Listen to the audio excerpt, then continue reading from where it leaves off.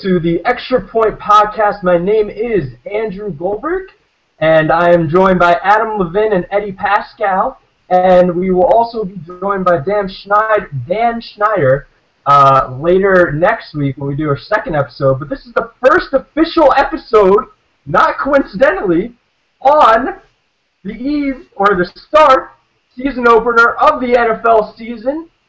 I'm joined by Adam Levin and Eddie Paskal. Boys, how are you doing? First off, on this NFL Thursday. I'm very excited for the start of the season. Same here, ready to get to real football. It's been a long preseason. It's time that the games mean something. I think everyone's kind of on the same page there, and I'm gonna put the pads on, and go to work. It's exciting. It's football, baby. This is America's blood right here. This is like right into the IV of our arms, like a shot in the IV. Anyway, for those who don't know us, my name's Andrew Goldberg. As I mentioned, I'm a digital content programmer for Fox Sports, and I cover the AFC East, do the newsletters for them, send out daily newsletters. You can subscribe to us on the Fox Sports main website. My Twitter handle, @Goldberg, GDIEBERG. Let's introduce the other two guys with me. First, Adam Levin. Adam, describe what you do. Obviously, you work with me as a digital content programmer, but what do you do? I'm the NFC North digital content programmer for FoxSports.com. Like you mentioned, you could go to the Fox Sports main page and subscribe to each team. And if you like the whole division and want to know anything about your division foes, every team in that division, I also do a blog for myself that can be seen on Facebook, and my Twitter handle is @BlueCollarGod. @BlueCollarGod, okay. It's very good. Yeah. Let's introduce the third member of our team, Eddie Paskal, who is also on the West Coast with Adam Levin in different households. How do you do? I handle the NFC West for Fox Sports, same as you gentlemen. And yeah, it's exciting to delve back into football. My Twitter handle is @Eddie Paskal, nice and boring. It's my name. But yeah, give me a follow, and let's get to it. Yeah, exactly. And just before we begin, by the way, I'm very jealous that both of you guys live on the West Coast in very nice areas in California. I just want to throw that out there as an East Coast guy, because it will be terrible, terrible cold weather here in like a couple months. #winter is coming for those Game of Thrones fans. But anyway, boys, we have to hit on a lot of topics, because before tonight's season opener between the Seattle Seahawks and the Green Bay Packers on Thursday Night Football on NBC, a lot of suspensions were just thrown around this week. Jim Irsay was handed a 6-game suspension and a $500,000 fine by Roger Goodell. Ray McDonald hasn't been suspended, but this came in light of him of the domestic abuse kind of new suspension rule. After Ray Rice got suspended for 2 games, they institute a suspension rule where you are suspended a minimum of 6 games for any kind of domestic abuse offense. So that will be interesting. Also, Wes Welker took Molly. If you guys have heard the song Papa Molly, I'm Sweating, Woo! He took a little Molly and he was handing out money at the Kentucky Derby. He said that he didn't know and that something was slipped in there, so that was very interesting as well. And just an interesting note, 31 suspensions since the end of the Super Bowl to the start of today's season. Guys, I mean, your first initial reaction, especially out there in the West. Let's go to you, Eddie, first, because you cover the Denver Broncos for Fox Sports. I mean, what has the, fan response been, even just the local media response been to the whole Wes Welker thing? Are they actually buying that, a Molly pill, or, it had been slipped into his drink at the Kentucky Derby? Well, like I said, this is our first episode. We got some kinks to work out. I actually do not do that. That is Adam's territory. So let me take the and swing it to Adam. Adam, your thoughts? On the Denver Broncos, or in suspensions in general, I mean, I think that suspensions have just become part of the NFL offseason. But yeah, the Broncos. I mean, they've made some poor choices, even among their management. John Elway's son got into trouble. They had executives getting drunk a few off seasons ago. But it seems to just be a general NFL problem. Like it seems that the biggest enemy of NFL players is time and boredom, because every off season it's seems to be the same old thing with the police blotter and everything. Yeah, I mean, definitely that's the biggest problem. I think it was Herm Edwards who had said a couple years ago, I think it was on ESPN, he was just talking about suspensions. I think you're right, there's just too much time. He said, the thing that can really hurt this team from the offseason, since, coaches aren't babies, these guys are, our age or older. I'm 24, I'm guessing you guys are 23, 24, 25, somewhere around there. I mean, we're adults, we live on our own, all that stuff. We have jobs. These guys have jobs. They got to make the right decisions. No one can baby them. But he had, I think it was a billboard, and he said, this is the list of suspended players. Don't be on this list come the start of the season.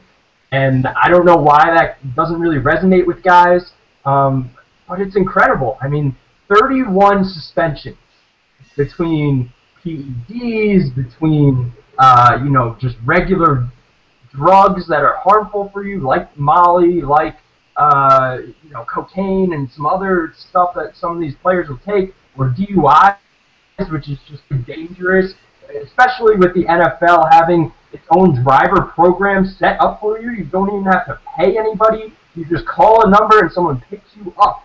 I mean, it's like the easiest thing, and some guys are still choosing to go behind the wheel drunk and go home. It's like they're scared that this guy is going to say, hey, I picked up, Peyton Manning when he was hammered at the bar. I'm going to go tell TMZ, and they're going to pay me a boatload of money. Next thing you know, it's all over TMZ, and everyone's talking about it. But in reality, it's a safer move. Guys, why does this happen? Why do guys just make dumb decisions like this? Is it immaturity, too much money too fast? Is it simply a case of boredom? I think what we lose sight of a lot is that these guys, they're in a position of privilege and they have a lot of opportunities and things given to them. But at the end of the day, people make mistakes. I make mistakes. You make mistakes. So does Adam. And lucky for us, our mistakes for the most part aren't broadcasted in front of millions of people. If they were, I would probably not be having the big smile that I do right now. But what it comes down to is like, people make mistakes, and like I said, theirs just happen to be broadcast in front of more people. And what it comes down to is that you have to know the situation. There's never an excuse regardless of where you are, who you are. I don't care if you're the King of England or some 16-year-old kid who just got your license. There's never an excuse to get behind the wheel intoxicated on anything. It's a pretty cut and dry issue for me, and I think that, regardless of who you are, there isn't a double standard, and there shouldn't be a double standard for something like that. And guys make bad decisions, and they get popped, and when they get popped, theirs is on the front page of the paper. So, yeah, I mean that's a good point. I think there's that. I think there's maybe too much money too fast. I think some of these guys grew up in places that were poor, or they grew up in like rural places, and so when they get that kind of money, they don't really know how to handle it. Or, you got to be a little crazy to play football. I mean, especially at a high level, and you have like a warrior mentality. Maybe some of it is just that level of invincibility, like translating to their everyday life. Even maybe it's subconscious or whatever, but maybe there's a bit of that too. But it is just amazing that it just is funny how the NFL's off seasons are always so filled with such negative headlines. Not like it matters; it's still such a popular sport, but it is amazing, and I do wonder why. I think there's like a lot of things behind it, though. Honestly, I really do. Yeah, you're mentioning mistakes being broadcast on to millions of viewers. Obviously, I would be on awfulannouncing.com right now for throwing to you at the AFC West when it's really Adam. So that would have been really awesome for my career that I don't have and I haven't even started yet. So you know, if I'll hold out after this, I think that'd be really funny and great for our little extra point podcast. But anyway, so what do you guys? So I mean, there are a multitude of, you know, I guess there's just so many factors that go into why guys do things, and we obviously don't know. We can't get into the head of these players and what they're thinking at the time, and you know who they're with and who they surround themselves with. But in terms of the suspensions, in terms of how players are suspended, in terms of the time window that is given to players and how quickly they're suspended, as opposed to maybe Jim Irsay, who was arrested for a DUI back in, I think it was February or April. I'm a little hazy on exactly when, but you know, it's been dragged out for so long. And then you know, some of these other guys, some of these players, it seems like Roger Goodell comes down with a heavy hand almost instantly. I mean, do you think there's a difference in timetables between front office executives or player personnel guys and the actual players?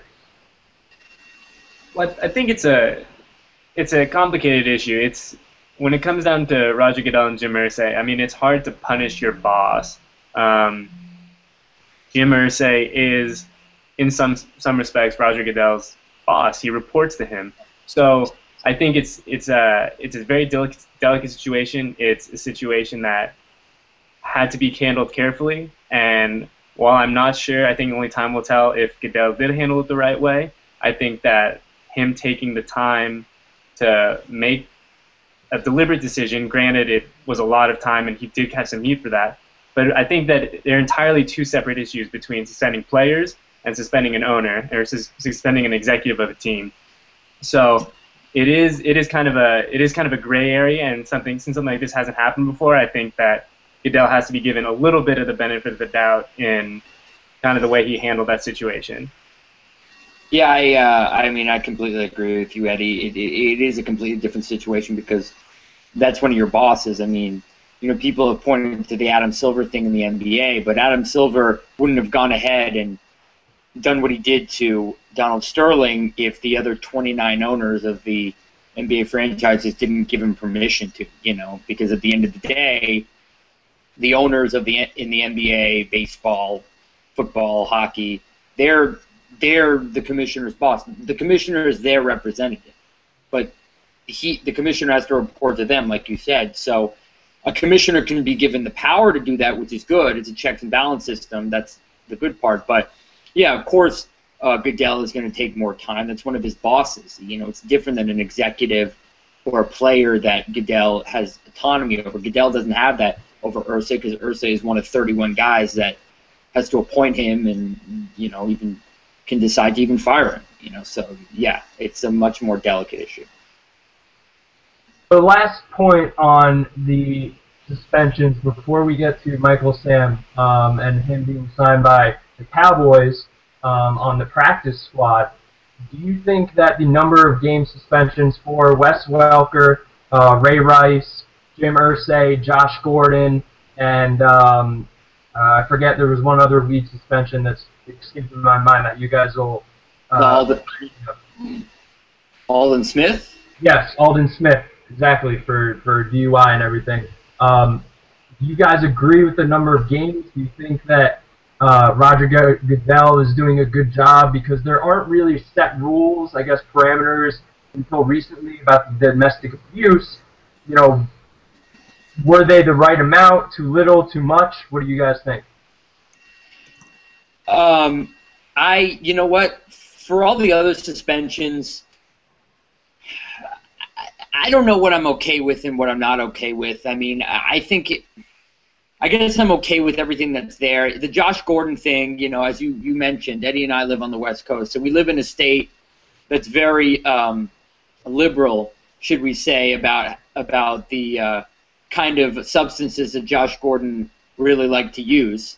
But that said, you know, look, it was a collectively bargained thing, so a year can make sense, especially as a repeat violator. The only one I really would take issue with is the Ray Rice thing. And I know they didn't have a policy set forth, and I know they created a policy for Ray Rice, and you can't go back and suspend him for 6 games just because, you know, he happened to be the most public violator of it, at least recently, and a guy they changed the law for. But still, I never liked it to begin with. I mean, 2 games for domestic violence, which is pretty much an epidemic in the NFL, and is a bad thing across the country even, and should have been handled harshly from the beginning, not after the fact. I mean, I think that's the only one I ever took issue with because, I mean, come on, that kind of video evidence, only 2 games, like, I couldn't believe it. But at least they changed the law for that. Yeah, I mean, I tend to agree with you. I think that it's, I think that the aftermath of the Ray Rice situation is a good step in the right direction. I think that there needs to be some uniformity, and you do X, you do X, you get Y. I think, and there hasn't been that in the NFL, and now that with the mandatory 6 games for domestic violence things, like I'm glad that I see that as a step in the right direction. But it is hard because in some sense every situation is so unique and so specific to itself, and obviously no one will ever know what exactly happened in a certain situation besides the people who are involved. But looking at it from the outside, you can't compare two different. It's comparing apples and oranges. So I think that while it's one of those things, I don't think there will ever be a happy median found. I think that there's things that are being done to take a step in the right direction. And like I said, these things are so complicated, and there's so many different levels and angles that you have to look at it. Is someone done this before? Do they have a history of this? Or wrong place, wrong time. Like we tend to forget that sometimes people just end up in situations where it is the wrong place, wrong time. They've done nothing outside of just being in a place where maybe they shouldn't, but outside of that, that's it. And so I think that it is hard to kind of put a uniform regulation on things that should be done, but I think that the NFL is taking steps to do something like that, at least to the best of their ability. So, real quick, going around the horn, really, really quickly, do you think in the next collective bargaining agreement that they will talk about weed being less, or I should say marijuana, being having a set limitation for suspensions less than a domestic abuse? Well, for me, I kind of hope so. Not necessarily taking a pro or a con take on marijuana, but I just think being in a state that has it, being in a region of the country with Colorado and Washington that has it legalized, I think because it's being legalized, because it's medically available in a lot of states, you can't be as antiquated for it, especially when it has some medicinal purposes that are better than over-the-counter or than heavy narcotic painkillers that these guys use. It's a complex issue, but yes, I do agree it should be looked at. It should be a less punitive and a more flowing, for lack of a better word, legislation than domestic abuse, which is inexcusable. I kind of agree with Adam. I think it is a very regionalized issue, but I definitely think that the players, it will come up in the next collective bargaining agreement. I don't know how they plan on doing something like that. I don't know what their end goal will be, but I definitely think that it's something that's going to be brought up because, like I said, it's apples and oranges, but you see someone who has, physically harmed another human being, and they get one type of punishment, and then obviously the Josh Gordon situation is very unique unto itself, but then to see him have such a heftier penalty, I think is something that the players will definitely want to address in some way. Yeah, and I think that's just the narrative of fans, and even just like a common man. You see all these suspensions, and it's like, well, Ray Rice got suspended 2 games for hitting a woman, which is not okay in any situation, whether she's drunk, you're drunk, any type of situation. I don't care. You can't hit a woman, and then smoking a little marijuana. Yes, it's illegal federally, but it's in certain states it's legal. But you're not really hurting somebody, so in that respect, there's got to be some leeway, and I think that's going to be a main talking point in the next collective bargaining agreement. But let's go now to Michael Sam. So obviously he had the courageous, he was courageous and came out as gay and became the first officially gay football player to be active in the NFL. Just by percentages, in terms of how many gay Americans there are, and just people in the world, you would say that unknowingly or knowingly, you're going to be playing with a gay NFL player just by percentages in the population. So he had to do that. So he was drafted by the St. Louis Rams in the 7th round. Then he was cut. And then it kind of looked like, why was he cut? He played well. He led the team in tackles. He led the team in sacks. Granted, it may have come against some second-tier competition, but you do what you do, and he performed well. I mean, there have been undrafted free agents that, guys like Victor Cruz who have played well against that competition and become stars. So he gets cut, and then he gets signed by the Dallas Cowboys ball team.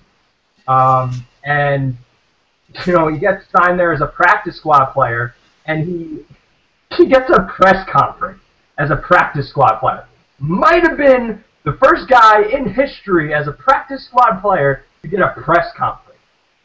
So usually the guy that I would throw to here who covers the NFC East, I think it's Dan, right? Dan Schneider does it, or am I making another mistake?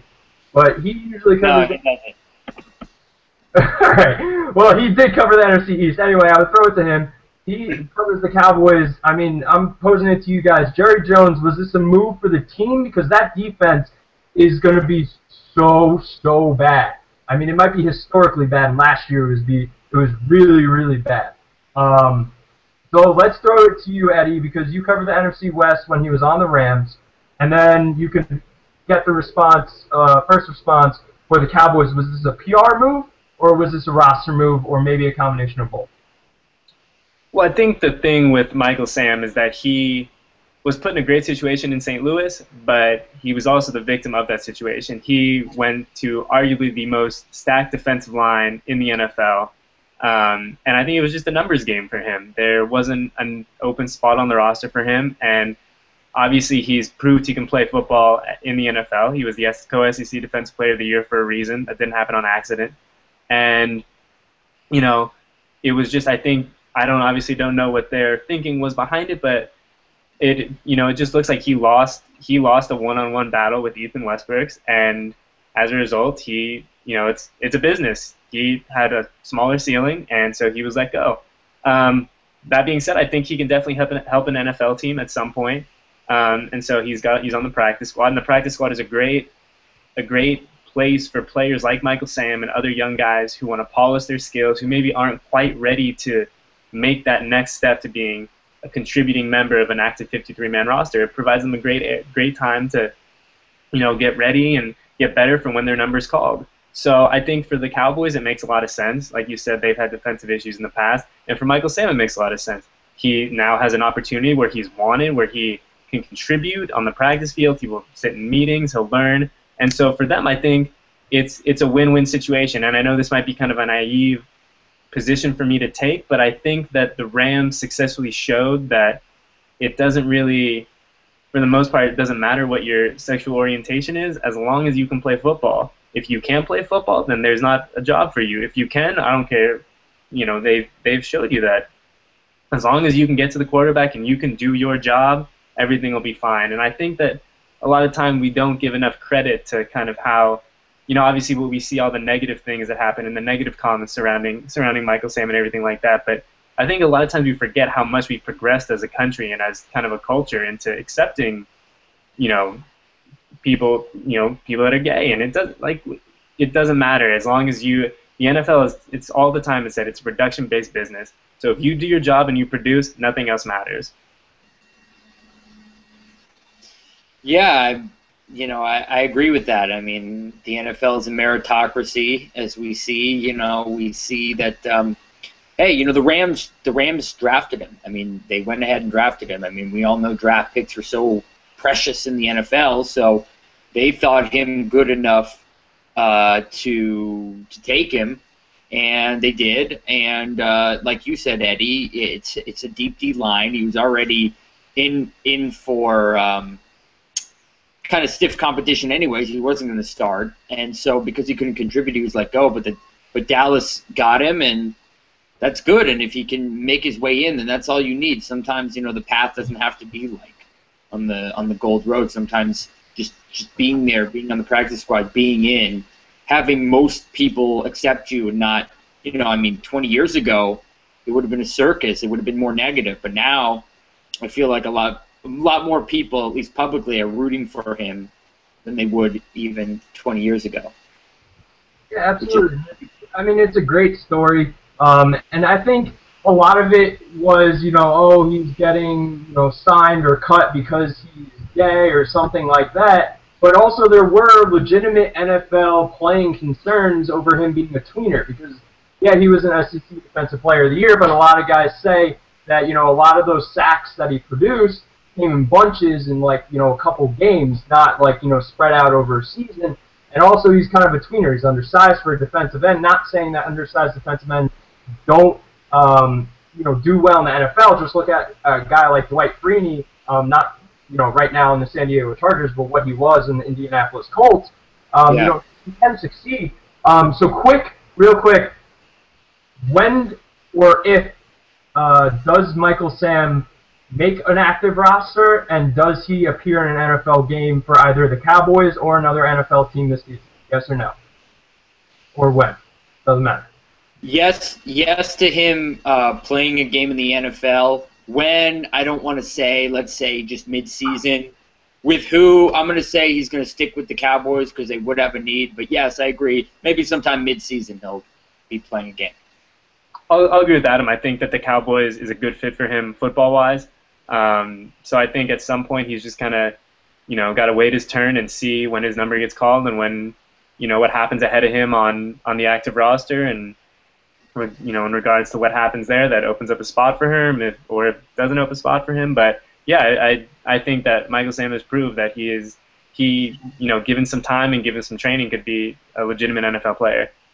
Yeah, and I think it's one thing to note also is that even if he's on a practice squad for the whole entire year, one, he's still technically auditioning for other teams. He'd still be claimed by other teams, I think.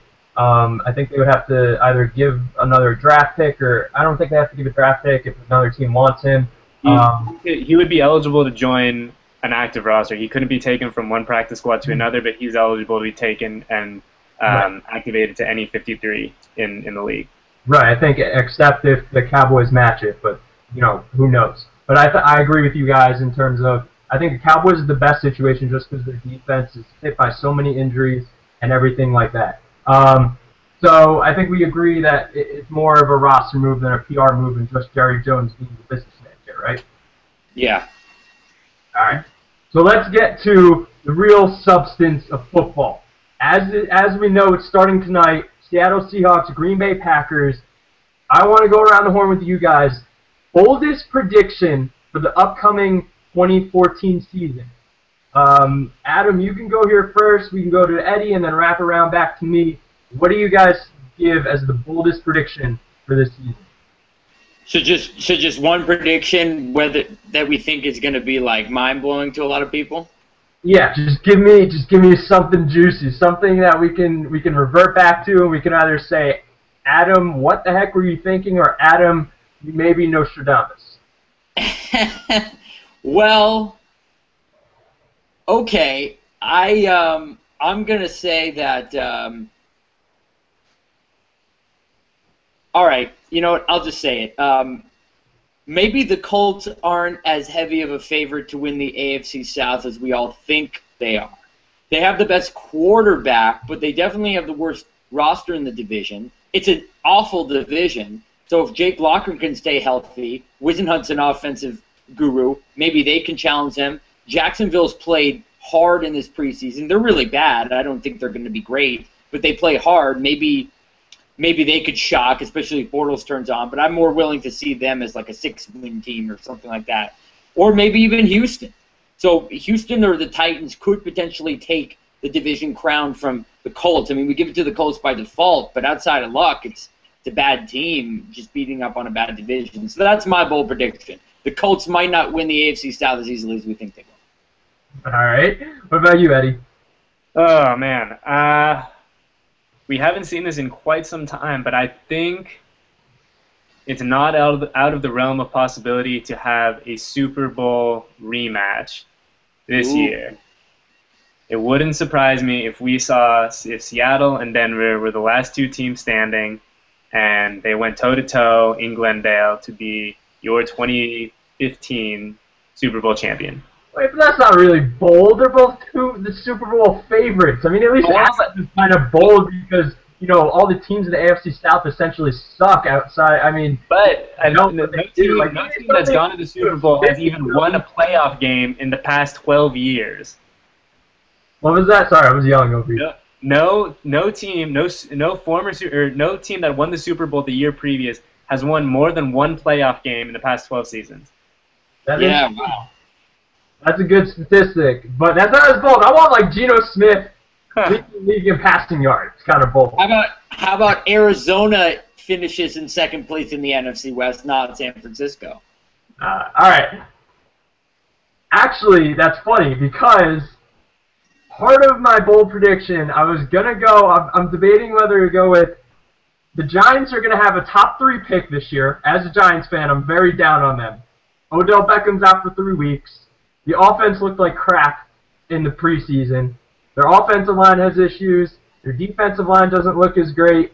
Their linebackers they haven't addressed with a first-round pick or any sort of talent since they drafted Jesse Armstead back in like 1997. Their quarterbacks are okay, but I'm not crazy about them. You know, Tom Coughlin might be ending his tenure there, just like in terms of retiring. So the Giants are either going to have a top 3 pick. But my real bold prediction, I guess I'll go with, is the fact that the San Francisco 49ers will not make the playoffs this year.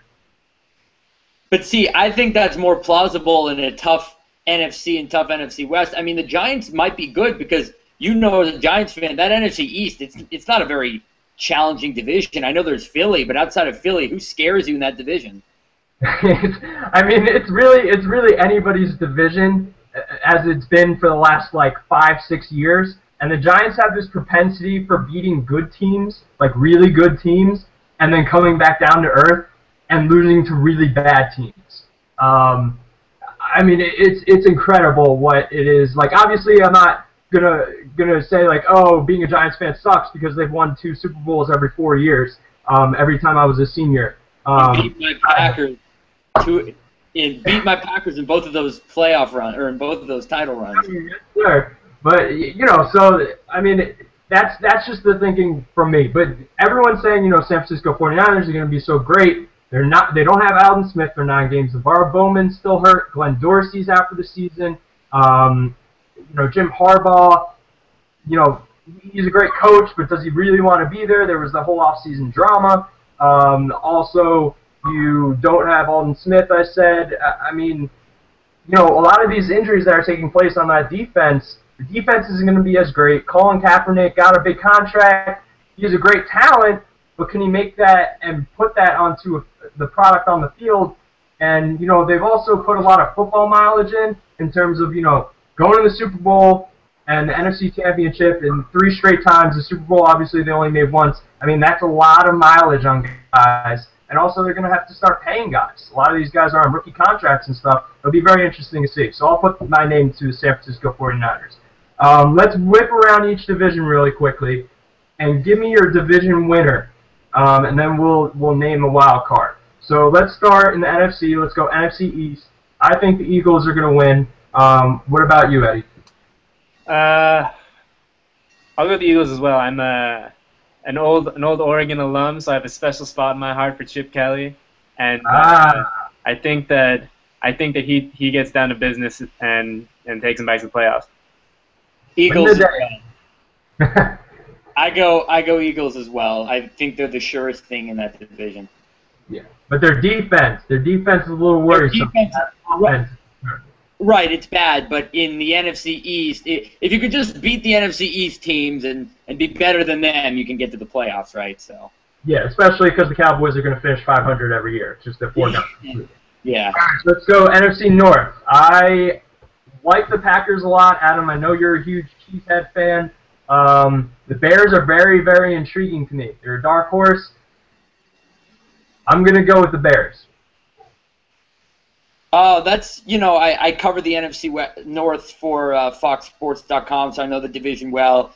It's a much harder division to predict than it's been in other years, and the Lions and the Bears are much closer to the Packers than a lot of people realize, and even the Vikings could make some noise. But I'm going to say the Packers still hold on because they still have less things that scare me than those other teams. I'm going to agree with Adam. I say Aaron Rodgers takes him to the promised land. I'm a big Aaron Rodgers supporter. He's looked good. You can't ask for much more out of him during the preseason, and I have no reason to think that he's not going to carry that over now that the games mean something. Discount double check for both of you guys. Let's go to the NFC South. Personally, I really love the Saints, what they did in the offseason on defense. And, yeah, what about you guys? Adam? I think for the NFC South, I'm going to say the Saints. Carolina lost all their receivers, and Atlanta, I think, is going to maybe get back to the playoffs, but I think New Orleans is the best. I go New Orleans, too. It's a passing league. Not many people better at it than Drew Brees. I agree with that. NFC West, because I don't like the 49ers, I'm going to go with the Seahawks this year. What about you guys? Eddie? I'll take the Seahawks right there with you. There's no reason that they've looked pretty close to invincible throughout the preseason, and until someone knocks them off, they're still the champ. I'm agreeing with you guys. I know it sounds boring to the viewer, but they're the defending champs, and even in a really great and deep division like the NFC West, I think they're the best. Yeah, our podcast may be boring, but the Seahawks are not, especially Richard Sherman. And let's go to the AFC West, Adam, and we'll start with you. Who do you think will win that division? Maybe I should have put this in my bold predictions thing, but I'm going to go bold prediction in the division thing. Let's do San Diego. My reasoning, Denver, Peyton Manning is a little bit older. I really love what San Diego did, improving their defense, and I think their offense was really good, and they've given Denver trouble, so San Diego. I'm going to go with the Broncos. I can't take my foot off the bold prediction, so Peyton Manning and the Broncos. Adam, I actually agree with you. I really like the Chargers. Phillip Rivers had a really great year. It will be interesting to see what happens now that Ken Wisenhunt's not there. But I do like the whole – I'm interested to see how all these big-name free agents fit into Denver. Let's go to the AFC North. This is just like a brutal, hard-nosed division. I'm going to be a big believer in the Andy Dalton and the Fighting Bengals, so I'm going to pick that. I concur. Andy Dalton. Bengals. And the Bengals. Yeah, Bengals. They have the best roster. The Ravens, I'm not sure about. They lost a lot. The Steelers, even who knows? And yeah, so Bengals. Yeah, and that's surprising. I think Steelers will be a lot better though. So do I. I think they'll be in second place actually. Yeah, exactly. Let's go to the AFC South. Probably one of the weaker divisions in the NFL. Eddie, I'll defer to you first. Who do you think will win? Is it Luck? Is it Luck's division to lose? I think so. I mean, there's no reason to think that Andrew Luck doesn't continue his meteoric rise, and especially like you said in a weak division. I mean, I don't know who else really strikes fear in you outside Andrew Luck. So. Yeah, I know my bold prediction was that the Colts won't win it as close as we all think they will, but I still said as close, which means I still think they're going to win because everyone else in that division is not very good or rebuilding. So, yeah, Colts. Yeah, I agree with you. Even though the roster is not as great, they still have a lot of offensive weapons with the receivers. Trent Richardson, who knows? But I think it will be a lot tougher, like you said, Adam. Tennessee and Jacksonville and Houston will all contend with them. Let's finish up in the AFC East. I mean, to me, look, this is clear-cut. New England's going to win it for the, 20th year in a row. I think we can all agree right here. More of the same, New England, yeah. AFC East is always kind of like average, right? And it's like one team is like 8-8 and kind of good, but it's like the Patriots and nobody else kind of a thing always, seems like. Pats. Yeah. I don't think anyone's voting for the Jets, are we? No. All right, let's go with award winners before we wrap up here on the Extra Point podcast. Rookie of the Year, let's start with that. I'll throw it to Adam here. Who is your offensive rookie of the year, defensive rookie of the year? I'm probably going to be biased on offensive rookie of the year, but Eric Ebron, even though he's looked mixed in practice, the tight end for the Lions. And in terms of defensive rookie of the year, maybe that kid Ryan Shazier, who's on Pittsburgh. He's had some good stuff, or maybe even Aaron Donald on the Rams. I'll go defensive. I think he's going to be Jadeveon Clowney. The man's a physical freak, and there's no reason to think that him and J.J. Watt aren't just going to go and, have of quite a time taking down quarterbacks in 2014. And then offensive is a little more difficult for me. Man, let's see. Offensive Rookie of the Year. I think it's a guy like Sammy Watkins. I mean, he's been injured with ribs and EJ Manuel. Yeah, I mean, Sammy was my initial pick. That deep in my heart of hearts, but I don't know why I've taken my foot off the gas a little bit with that. But yeah, I'll go with my gut, Sammy Watkins.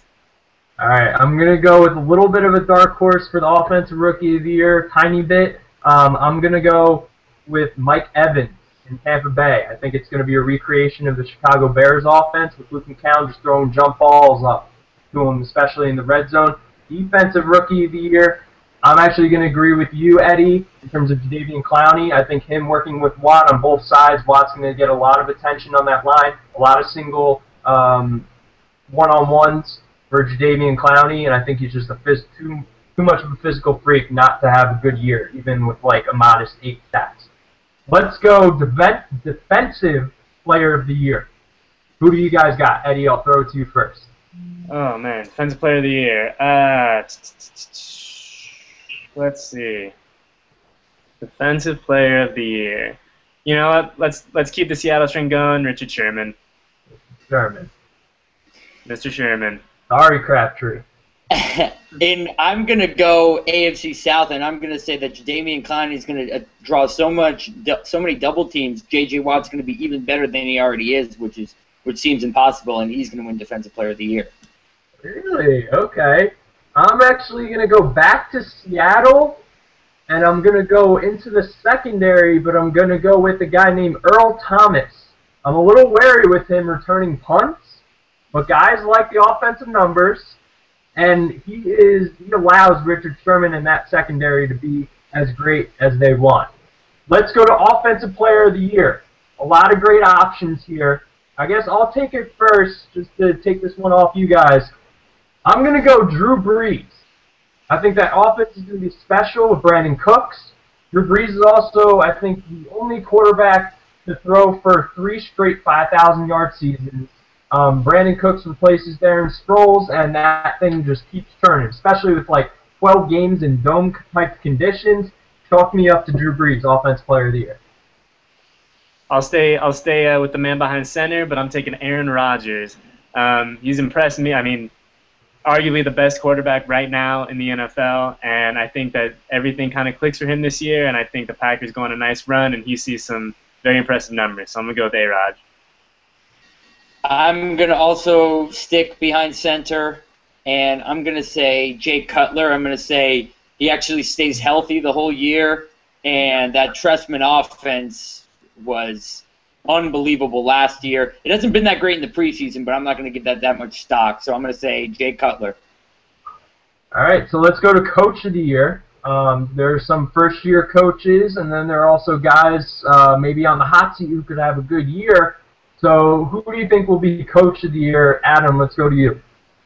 I'm going to go with Bruce Arians. I think the Cardinals are going to make the playoffs, whether they make it as the second team in the division or even the third. I think the NFC West could send 3 teams to the playoffs, including San Francisco, and if that's the case and they stay where they are, I mean, I already think he's a good coach. I think he could be a Coach of the Year candidate, although guys like Lovie Smith, and there's plenty of other guys out there that are potential candidates, but I'll go with Arians. Well, I know Andrew saw my displeasure. You stole it right from under me. I was going to go with Bruce Arians as well. Oh. Yeah, I mean, it's a stacked division, and I think that making the playoffs in the division goes a long way for him. I think he's a great coach and kind of has the ship righted in the desert, and I think he's gonna be my guy. Yeah, even though I'm high on the Saints, okay, I'm high on the Saints and then winning the division, I do really like what Tampa Bay has done. I like Lovie Smith's track record, and I'm kind of high on the offense too. Give me Lovie Smith because they will be one of my 2 wild card teams. Before we do Super Bowl picks, MVP. Eddie, throw it to you. Aaron Rodgers. Okay. Phillip Rivers, especially if the Chargers win that division. If they win that division, MVP, believe me. Watch. All right. Because I don't think that the Offensive Player of the Year and the MVP always correlate. I'm going to go actually with with a running back. I'm going to go with LaShawn Shady, cut on a dime, McCoy. That's a good one. Put up numbers. Maybe he'll lose some touches to Darren Sproles, but that'll keep him fresher. And thus, bigger runs, bigger catches. Chalk it up. NFC, AFC championship games. Who do you guys have going before we get into the Super Bowl? NFC, I have the Packers and the Seahawks. I think those are the two best teams in that conference, with the Seahawks, like we said earlier, going back. The AFC, I will take Denver and the New England Patriots. I think we'll have a nice another Tom Brady, Peyton Manning battle, with Mr. Manning getting the best of him once again. NFC Championship game, I'm going to say San Francisco, Seattle. I think San Francisco is going to get their act together late and potentially be a playoff team, along with Arizona, because I really believe that division's going to send 3. So I think it's going to be San Francisco, Seattle rematch with Seattle winning. AFC, I think it's actually going to be Indy versus Denver. I think Denver's going to make the playoffs as a wild card team, and I think they're going to meet in Indy, and Indy's going to win in the AFC title game. For the NFC, for me, guys, I like Seattle getting back there. I think their defense is very strong, and their offense has just enough to succeed this year. And I think Russell Wilson takes not a huge step forward, but I think he continues to gradually work his way up. And Marshawn Lynch, continues to be beast mode. And actually, I'm going to go with them playing the Packers as a second wildcard team. So in essence, tonight, for me, is a preview of my NFC Championship game, with the Seattle Seahawks having a home game and going to the Super Bowl to play the New England Patriots, who will be playing the San Diego Chargers in the AFC Championship game. A rematch of their division game when Phillip Rivers was playing on a torn ACL, with Danian Tomlinson's kind of last stand or last game in San Diego. Therefore, I would have Seattle versus New England. So before I give my prediction, let's go to you guys. Adam, given your predictions, who wins your Super Bowl matchup? Seattle over Indy, big. Indy gets to the Super Bowl, everyone's riding high because they got there, and then Seattle shows them what the NFC and the NFC West is all about in another, blowout Super Bowl. Like I said, Seattle-Denver, version 2. Obviously, I think and I hope, as most people do, it's a much closer game than it was last year. But I'm a firm believer, until you get knocked off, you're the champ, and I don't think anyone is going to knock off the Seahawks this year. In your prediction, Eddie, I would love to see Peyton Manning win, because then it would knock off the narrative of he can't win and all this other stuff, and he would redeem himself from last year, which he deserves. He's one of the great guys. In terms of mine, I'm going to agree with you. I think Seattle repeats, and I'm kind of on the notion of, until you get knocked off, you're still the champion. And especially with a few weaknesses as they have, too. Yes, exactly. And they haven't paid the quarterback, so the rest of their roster is really good. The only thing that could throw a wrench in my prediction is if Rob Gronkowski plays the whole year. That's the biggest thing. If Rob Gronkowski plays the whole year, New England could be very dangerous, especially with Darrelle Revis and that revamped secondary. So, that's it, guys. I don't have anything else. Eddie, I know you got to duck out real quickly. We'll have Dan next week with a whole new, week of topics, because this is the first week of the NFL season. It's here, guys. It's here. It's finally here. You've done it. Yeah. So, I'd like to thank everybody for viewing, tuning in, whatever. It was, I guess, an okay start to the Extra Point podcast. You can join us next week, and I'll throw up the link on YouTube for everyone to see as well. And I hope everybody enjoys. Obviously, you can tweet at us if you want, at Eddie Paskal, EDDIEPASKL, at Goldberg, GOALDIEBERG, and at Football God for Adam Levin. Blue collar God. Blue collar God. Oh, sorry, Blue collar God. Blue collar God. My bad. Yeah, BLUECOLLARGOD. Like exactly. Hank Hill. Exactly. So Absolute Color God. So tweet us your thoughts. We'll have Dan next week. It was good to actually see you guys. You know, we work together, but we don't actually see each other. So it's nice to have face-to-face interaction. Absolutely. All All right. right, boys. We'll see you next week. Exactly. All right, buddy. So thank you, and tune in next week, everybody.